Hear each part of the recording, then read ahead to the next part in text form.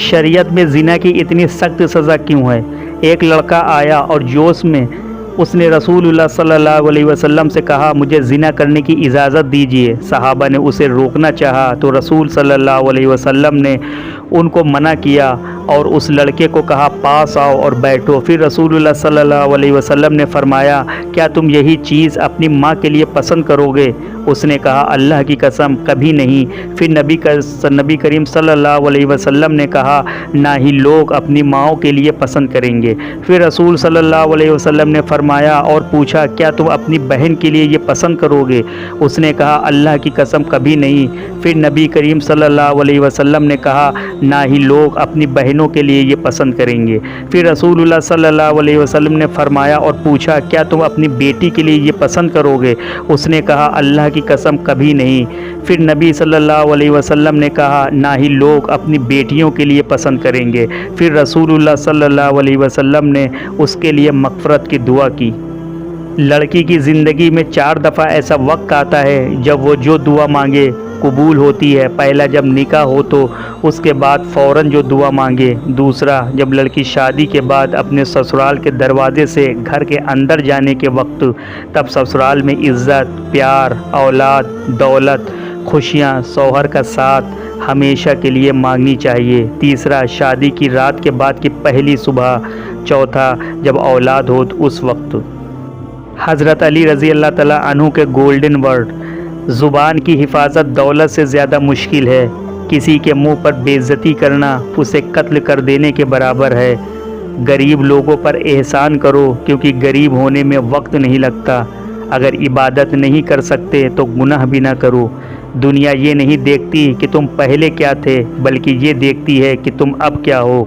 जहाँ अपनी बात की कद्र ना हो वहाँ चुप रहना ही बेहतर है। तहज्जुद की नमाज, जो मर्द या औरत इस नमाज को पढ़ेगा दुनिया में किसी का मोहताज न होगा, कब्र के अज़ाब से बचाएगा, कब्र में रोशनी होगी। ये नमाज कब्र का चांद है और क़यामत के दिन तहज्जुद की नमाज पढ़ने वाला 70 आदमियों को बख्शवाएगा और जब कब्र से उठेगा तो उसका चेहरा नूर की रोशनी से चमकता हुआ होगा। हज़रत इमरान बिन हुसैन रज़ी अल्लाह तआला अन्हु से रिवायत है कि आप सल्लल्लाहु अलैहि वसल्लम ने इरशाद फरमाया कि तुम खाना खिलाओ और हर शख्स को सलाम करो, ख्वाह उसको तुम जानते हो या ना जानते हो। एक शख्स ने नबी करीम सल्लल्लाहु अलैहि वसल्लम के पास आकर कहा, अस्सलामु अलैकुम। नबी अकरम सल्लल्लाहु अलैहि वसल्लम ने फरमाया, इसके लिए 10 नेकियां हैं। फिर एक दूसरे शख्स आया और उसने कहा, अस्सलामु अलैकुम व रहमतुल्लाह।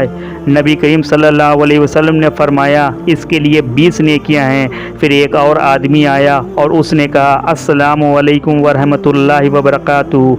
नबी करीम सल्लल्लाहु अलैहि वसल्लम ने फरमाया, इसके लिए 30 नेकियां हैं। मोहम्मद सल्लल्लाहु अलैहि वसल्लम ने फरमाया, मुसलमान के मुसलमान पे 5 हुकूक होते हैं। पहला, सलाम का जवाब देना।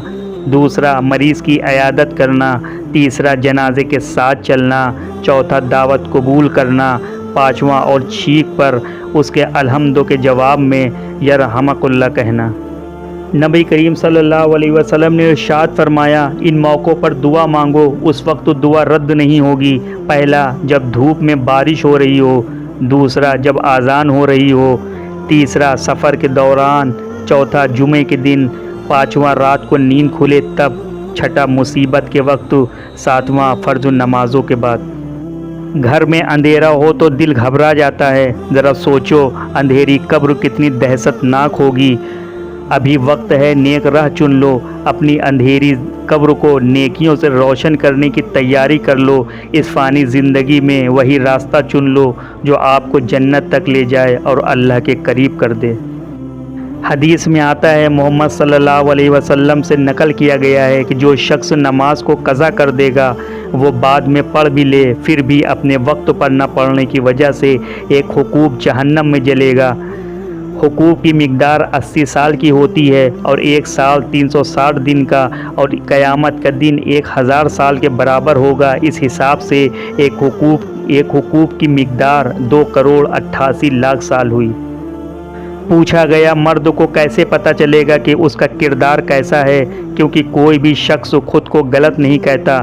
जवाब मिला, जब तुम्हारी ख्वाहिश हो कि तुम्हारी बहन को तुम जैसा मर्द मिले तो समझ जाओ कि तुम हक पर हो, वरना खुद को सुधार लो। अल्लाह के रसूल सल्लल्लाहु अलैहि वसल्लम ने फरमाया, क्या मैं तुम्हें ऐसी औरत के बारे में न बताऊं जो जन्नती है, ज़्यादा बच्चे देने वाली और ज़्यादा मोहब्बत करने वाली और शौहर के पास बार बार आने वाली, और जब वो नाराज़ हो जाए या उसके साथ बुरा सलूक किया जाए या उसका शौहर उससे नाराज़ हो जाए तो बीवी शौहर से कहे, मेरा हाथ तेरे हाथ में है, अल्लाह की कसम मैं उस वक्त तक नहीं सोऊंगी जब तक तुम मुझसे राज़ी नहीं हो जाते। हज़रत अली रज़ी अल्लाह तआला अन्हु ने फरमाया, तुम जो एक गाली मजाक या गुस्से में देते हो, इससे तुम्हारी कब्र में एक बिच्छू पैदा हो जाता है जिसके एक दफ़ा काटने से इंसान 70 हाथ ज़मीन में धांस दिया जाता है। तेरा रब ऐसी नज़र रखता है कि उससे सिया रात, सिया पहाड़, सिया चट्टान पर काली चींटी के काले पैरों से जो उस चट्टान के ऊपर लकीर पड़ रही होती है, तो रब वो लकीर देख रहा होता है। तो तुम गुनाह किसके सामने कर रहे हो कि चींटी के पैरों के निशान को भी देख रहा है। समझ जाओ उम्मत मोहम्मदी, गुनाह को छोड़कर अल्लाह से तौबा कर लो, बेशक अल्लाह माफ़ करने वाला है। मास्क पहनकर घर से निकलते हो, अच्छी बात है, आयतल कुर्सी पढ़कर घर से निकलो, 70,000 फरिश्ते हर तरफ से आपकी हिफाजत करेंगे। मेरे नबी सल्लल्लाहु अलैहि वसल्लम फरमाते हैं, अगर तुमने किसी मुसलमान को गाली दी है और उसे माफ़ी नहीं मांगी और तौबा भी नहीं की है, तो मुझे डर है कि जब तुम मरोगे तो तुमसे तुम्हारा ईमान छीन लिया जाएगा और तुम काफिर होकर मरोगे। साली और भाभी से मजाक को जाहिल लोग अपना हक समझते हैं, जबकि ये सख्त तो हराम और जहन्नुम में ले जाने वाला अमल है, क्योंकि जेठ और जीजा और वो गैर महरम रिश्तेदार जिनका घरों में आना जाना है, इनसे औरतों को बहुत ज़्यादा पर्दे का हुक्म है। औरत को दफन करते वक्त तो घर वाले कब्र के चारों तरफ खड़े हो जाते हैं पर्दा करने के लिए, ताकि किसी की नज़र न पड़े, और यहाँ उनकी गैरत के ख़िलाफ़ होता है कि किसी गैर मर्द की नज़र उस पर पड़े। तो क्या हमारी ज़िंदा औरतें इस बात की ज़्यादा हकदार नहीं हैं कि उन पर और ज़्यादा गैरत दिखाई जाए?